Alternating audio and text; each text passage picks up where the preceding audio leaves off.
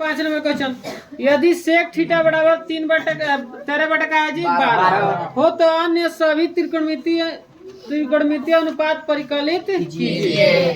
अब देखिए यहाँ क्वेश्चन 5 नंबर, सेक थीटा बराबर, ये क्वेश्चन दिया सेक थीटा बराबर, थीटा है ठीक है, सेक थीटा बराबर 13/का है जी 12, यही ना है ठीक है। अन्य सभी त्रिकोणमितीय अनुपात परिकलित कीजिए, यही ना। तो अन्य सभी त्रिकोणमितीय अनुपात निकालना, देखिए कैसे। सबसे पहले देखिए इसका हमें ये पता है लाल कक्का, लाल कक्का, इनको नहीं भूलना है लाल कक्का को ठीक है। साइड में कहीं भी लिखे, ये क्या होता है कि पहला वाला साइन,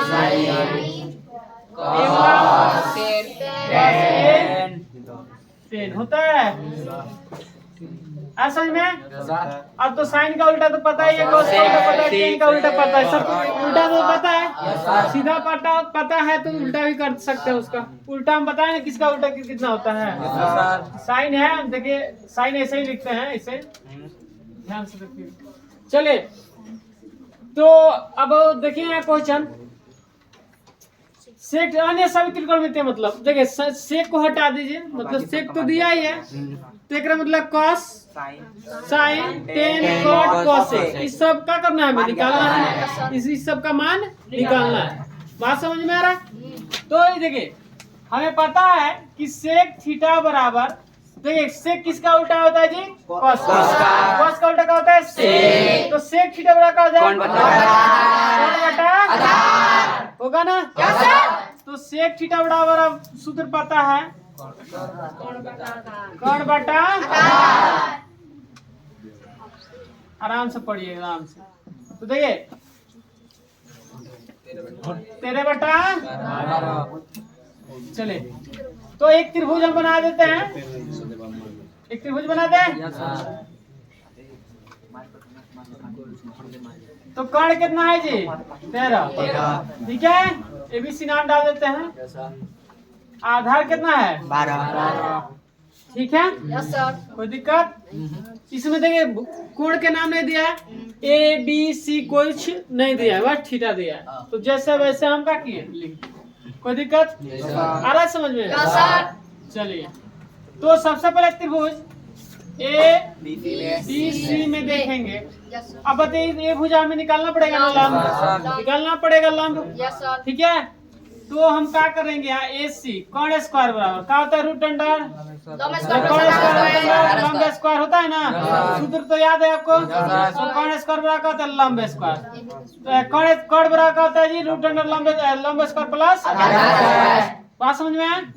तो या आप ऐसे भी लिख सकते हैं इसको, ए सी मतलब कर्ण स्क्वायर, ए सी हो गया बराबर क्या होगा, बराबर ए बी क्या स्क्वायर प्लस, ऐसे भी हो जाएगा ठीक है, दोनों तरीका से। बात समझे। अगर स्क्वायर हटा तो रूट में चल जाएगा। सूत्र तो याद है ना, कर्ण स्क्वायर बराबर लंब स्क्वायर प्लस आधार स्क्वायर। तो सूत्र देखिए ध्यान से, एसी है कर्ण, इसका स्क्वायर, ए बी कितना है जी पता नहीं है, बीसी कितना है, इसका स्क्वायर कर देंगे, एक होगा 100 ए बी स्क्वायर प्लस। अब बताइए ए बी जब स्क्वायर लेंगे तो क्या घटेगा ना इसमें, तो 169 में से क्या घटेगा 144। तो ए बी स्क्वायर बराबर क्या होगा जी 25। स्क्वायर हटाएंगे तो रूट अंडर का आएगा 25 का वर्गमूल कितना आ गया 5। बात समझ में आया, किसी को दिक्कत चलिए निकल गया। अब हमें जो निकालना है इस पर ध्यान दीजिए, साइन थीटा का, साइन थीटा। तो साइन थीटा बड़ा आपको पता है क्या होता है, सूत्र देखिए बताइए, लंब बटा कर्ण, ये सूत्र याद है। इसमें कुछ एंगल नहीं दिया, बस एंगल देता तब ना चेंज करना पड़ता है, बस ऐसे ही लिख देना। लंब कौन हो रहा है जी, कर्ण का हो रहा है, कर्ण कितना 13, साइन निकल गया तो कॉस थीटा, कॉस थीटा बड़ा क्या होता है आधार बटा कर्ण ना, तो आधार कितना है 12, कर्ण कितना है ये देख रहे हैं यहाँ, ये वाला देखिए ध्यान से, सेक का उल्टा कॉस, कॉस का उल्टा सेक, उल्टा है, सूत्र भी उल्टा है। चलिए साइन का उल्टा क्या होता है? कोसेक ना, कोसेक थीटा। तो इसका सूत्र उलट दीजिए। नहीं, कॉट बटा अब सूत्र बार बार कहाँ लिखना है? लिख लेंगे ना सूत्र। ये पलट दिए क्या होगा? तेरे बटा 5। बात समझ में आ रहा है? चलिए अब क्या निकालना है जी? टेन थीटा बराबर क्या है जी? लंब बटा आधार। लंब बटा आधार क्या होगा? 5। लंब कितना है? 5। आधार कितना है? आ रहा है समझ में? 10 का उल्टा क्या होता है? Cot theta. तो इसको लाट दिए क्या होगा? लाट 12 बटा 5। ये ना आंसर होगा। आपका ये आंसर देगा, एक ये देगा, एक ये देगा। देखिए गोल कर देते जो आंसर देगा, एक ये देगा और एक ये देगा। यही आपका आंसर देगा। आया टोटल? बात समझ में आएगा? किसी को दिक्कत नहीं सर? चलिए पूरा समझ गया? चलिए देखिए 6 नंबर अब मिटा दें।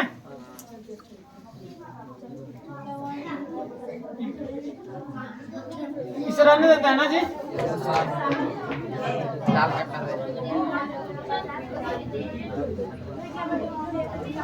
चलिए 6 नंबर देखिए आप क्वेश्चन, शांत रहिए। 6 नंबर क्वेश्चन में क्या करे? यदि कोण ए और कोण बी न्यून कोण हो। कौन सा कोण हो? न्यून कोण। न्यून कोण का मतलब क्या होता है? 90 डिग्री से क्या होता? ठीक है। जहाँ cos ए बराबर cos का है बी। देखिए cos ए बराबर cos बी, cos ए बराबर cos बी। ठीक है। तो दिखाना है कोण ए बराबर क्या दिखाना है? कोण बी। आप समझे? cos ए बराबर cos बी ये दिया है, हमें ये दिखाना है कोण ए बराबर कोण बी। ठीक है। चले तो हमें न्यून कोण कर रहा है कोण ए और कोण बी का है न्यून कोण है। तो देखिए न्यून कोण कैसे बनाएंगे?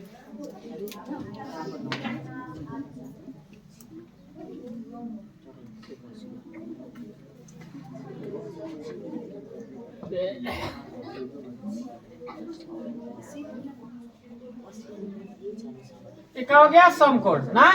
तो ये बताइए 90 डिग्री हो गया, ये कितना डिग्री होना चाहिए? 60। त्रिभुज के तीनों कोणों का जो कितना होता है? 180। तो ये बताइए जब 90 हो गया तो 90 हो गया तो मतलब 90 डिग्री में दुहाई दोनों मिला कितना होगा? 90।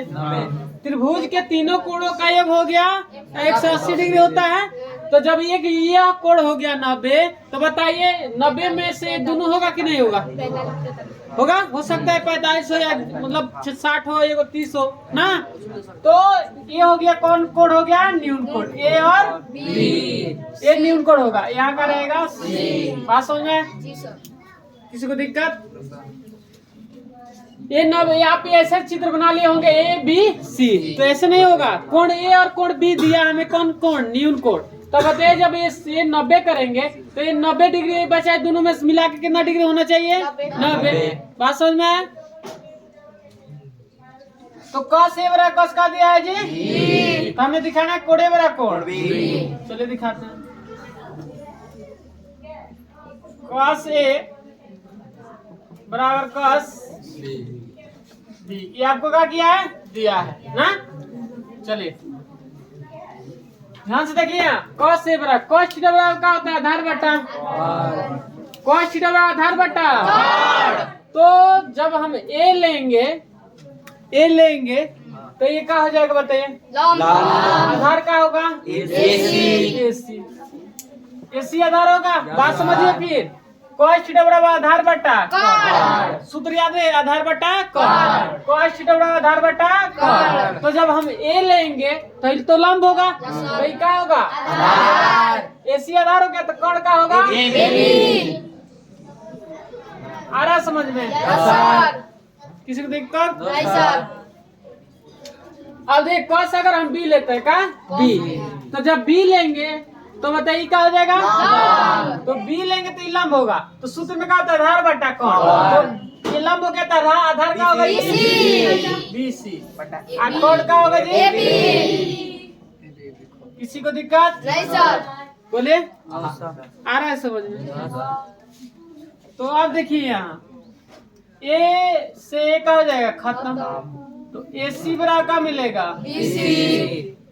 AC बराबर तो AC बराबर BC। मतलब ये भुजा इस भुजा का है बराबर है। बात समझिए। तो अब अगर एक आप 9th में पढ़ोगे प्रमेय, ठीक है, कौन सा प्रमेय? त्रिभुज के अगर का भुजा बराबर है तो इसके समूह कोण क्या होती है?